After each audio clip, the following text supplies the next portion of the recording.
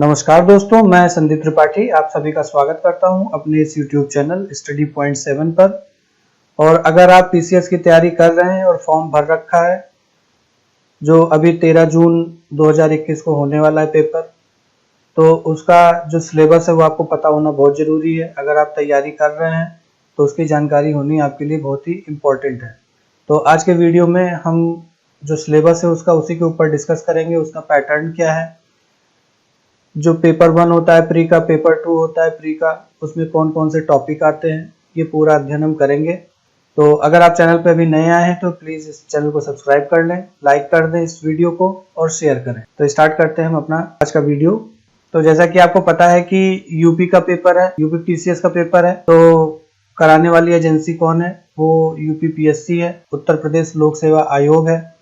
Selection का जो process है वो 3 चरणों में होता है।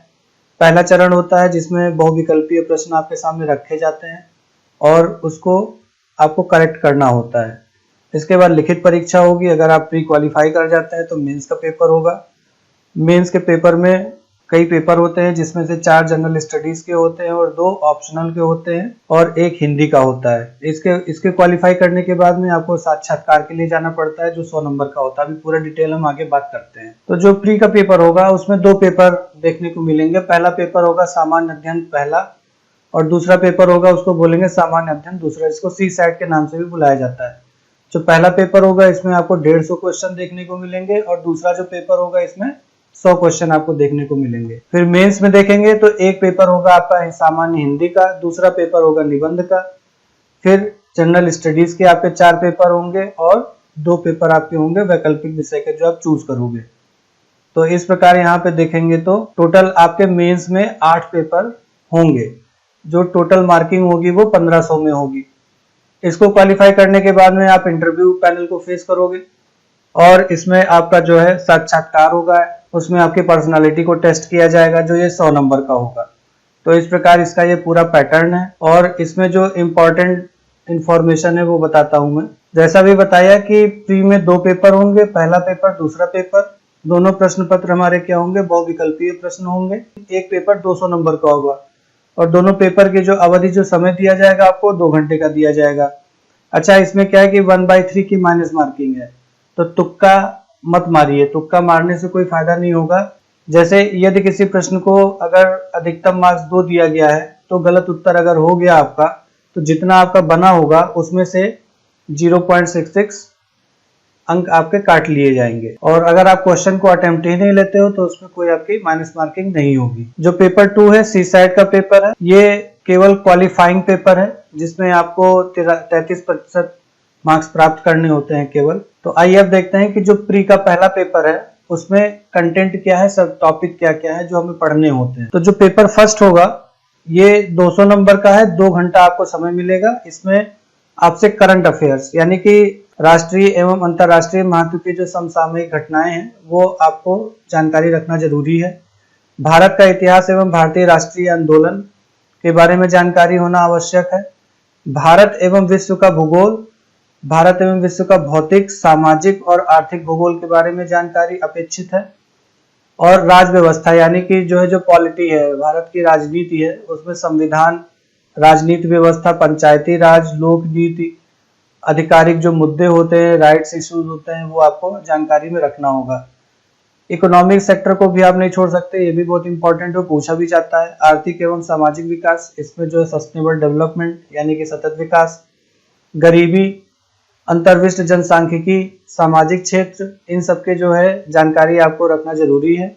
और बहुत ही इंपॉर्टेंट टॉपिक है ये पर्यावरण का, जिससे बहुत से क्वेश्चन इधर कई सालों से इसके जो नंबर है वो बढ़ गए हैं, तो इसको आपको पढ़ना होगा। जिसमें सामान्य विषय जैव विविधता, जलवायु परिवर्तन हमें जानकारी में रखनी होगी। और इसके बाद आता है सामान्य विज्ञान। तो इस प्रकार देखेंगे तो क्या क्या चीजें हो गई, एक हो गया करंट अफेयर्स, एक हो गया हिस्ट्री, एक हो गया इंडियन पॉलिटी, और फिर इकोनॉमिक्स, एनवायरनमेंट एंड ज्योग्राफी।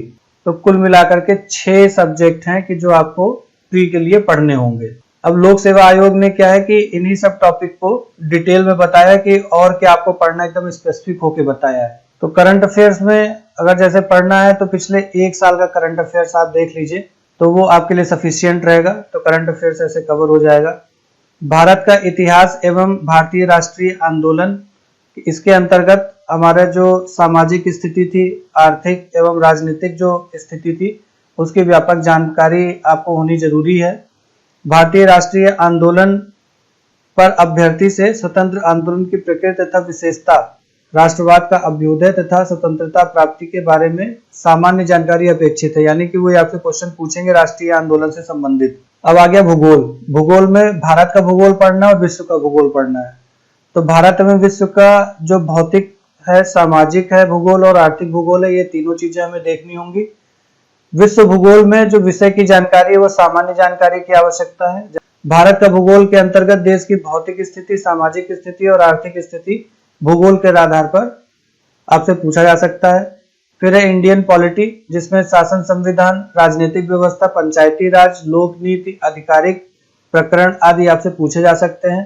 अर्थव्यवस्था एवं संस्कृति के अंतर्गत देश के पंचायती राज तथा सामुदायिक विकास सहित राजनीतिक प्रणाली के ज्ञान तथा भारत की आर्थिक स्थिति के व्यापक लक्षणों एवं भारतीय संस्कृति की जानकारी पर आपसे प्रश्न पूछे जाएंगे। आर्थिक एवं सामाजिक विकास के दृष्टिकोण से कई क्वेश्चन आपसे पूछे जाएंगे, सस्टेनेबल डेवलपमेंट से रिलेटेड, गरीबी अंतर्विश्व जनसांख्यिकी से रिलेटेड, सामाजिक क्षेत्र के इनिशिएटिव से रिलेटेड। तो यहाँ से आपसे क्वेश्चन पूछे जा सकते हैं, जैसे जनसंख्या, पर्यावरण, नगरीकरण, इन सब में जो समस्याएं हो रही हैं उससे आपसे जनरल टर्मिनोलॉजी में क्वेश्चन पूछे जा सकते हैं।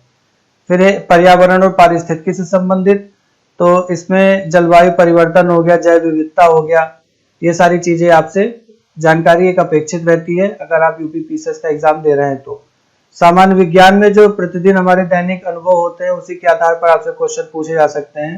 कहने क्या मतलब है कि जैसे फिजिक्स हो गया, केमिस्ट्री हो गया, बायो हो गया, ये सारे है ना सब्जेक्ट आपको सामान्य विज्ञान के अंतर्गत देखने होंगे। तो इतना पूरा कंटेंट है आपका प्री के पहले पेपर के लिए। अब देखते हैं हम प्री के दूसरे पेपर को, उसमें क्या क्या पूछा जाता है। सामान्य अध्ययन द्वितीय 2 घंटे का होगा ये भी, और 200 नंबर का होगा।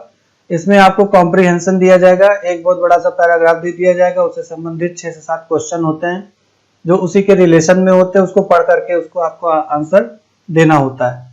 दूसरा पोर्शन इसमें पूछा जाता है अंतरवैयक्तिक क्षमता, जिसमें संप्रेषण कौशल भी समाहित होता है, ये आपसे पूछे जा सकते हैं। तार्किक एवं विश्लेषणात्मक योग्यता पर आधारित क्वेश्चन होंगे। निर्णय क्षमता एवं समस्या समाधान से संबंधित प्रश्न होंगे। सामान्य बौद्धिक योग्यता को जांचा जाएगा। प्रारंभिक गणित जो हाई स्कूल स्तर तक की होती है वो पूछा जाएगा, जिसमें अंक गणित, बीज गणित, रेखा गणित और सांख्यिकी पूछा जा सकता है। और सामान्य अंग्रेजी जो हाई स्कूल स्तर तक होता है ये आपसे पूछा जाएगा। सामान्य हिंदी जो हाई स्कूल के स्तर तक है, इतनी चीजें आपसे अपेक्षित है। अब जो गणित है, गणित में कई चीजें आती है, उसमें हम देखते हैं क्या क्या चीजें पूछी जाती हैं। तो अंक गणित में पहला जो टॉपिक है वो है संख्या पद्धति। इसमें प्राकृतिक संख्या, पूर्णांक, परिमेय, अपरिमेय, वास्तविक संख्याएं, पूर्णांक संख्याओं के विभाजक एवं अविभाज्य पूर्णांक संख्या, पूर्णांक संख्याओं का लघुत्तम समापवर्तक और महत्तम समापवर्तक और उनके बीच में संबंध, तो ये सब चीजें संख्या पद्धति में पूछी जाएंगी। इसके अलावा औसत, अनुपात एवं समानुपात, प्रतिशत, लाभ हानि, ब्याज साधारण एवं चक्रवृद्धि, काम तथा समय, चाल समय तथा दूरी। तो अंकगणित के बाद में अब आता है बीजगणित। तो बीजगणित में क्या होगा, बहुपद के गुणनखंड आपको पूछा जा सकता है, बहुपद पदों का लघुत्तम समापवर्तक, महत्तम समापवर्तक और उनके बीच में आपस में रिलेशन, शेषफल प्रमेय, सरल युगपत समीकरण, द्विघात समीकरण। फिर बीजगणित में हम लोग पढ़ते हैं क्या, सेट थ्योरी के बारे में पढ़ते हैं, तो समुच्चय सिद्धांत पूछा जाएगा। समुच्चय क्या होता है, उप समुच्चय क्या होता है, उचित उप समुच्चय क्या होता है, रिक्त समुच्चय क्या होता है, समुच्चयों के बीच की संक्रियाएं क्या होती हैं, जैसे उनको जोड़ना हो गया तो संग हो गया, प्रतिच्छेद हो गया, अंतर हो गया, सममित अंतर हो गया, और वेन डायग्राम है ना, वेन आरेख, ये सारी चीजें आपसे सी सेट के पेपर में पूछी जा सकती हैं। तो रेखागणित के पार्ट पे भी देखेंगे तो त्रिभुज, आयत, वर्ग, समलंब चतुर्भुज एवं वृत्त की रचना एवं उनके गुण संबंधी प्रमेय तथा परिमाप और उनके क्षेत्रफल, तो ये सारी चीजें आपको पता होनी चाहिए।